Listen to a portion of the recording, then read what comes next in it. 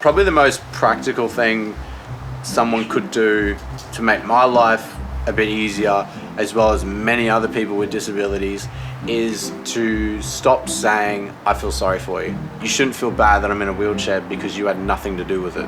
One of the things that I really appreciate from my close friends is that they take over some of the ownership of planning.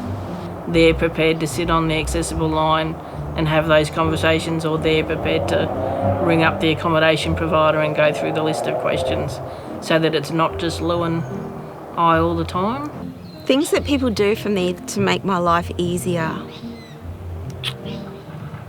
Let me just think about that for a second, hang on. It's usually me doing the stuff for other people.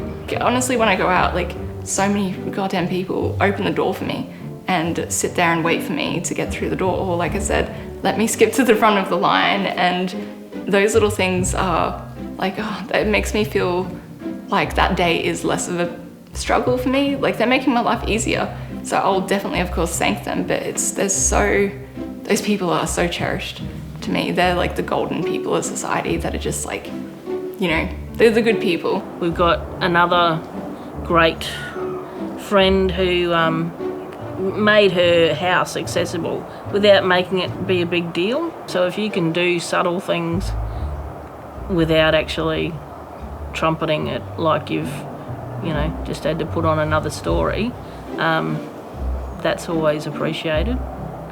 So when I come into contact with someone for the first time who may or may not be aware that I have a neuromuscular condition, the thing that they could do to make me feel comfortable in their thing is treat me normally.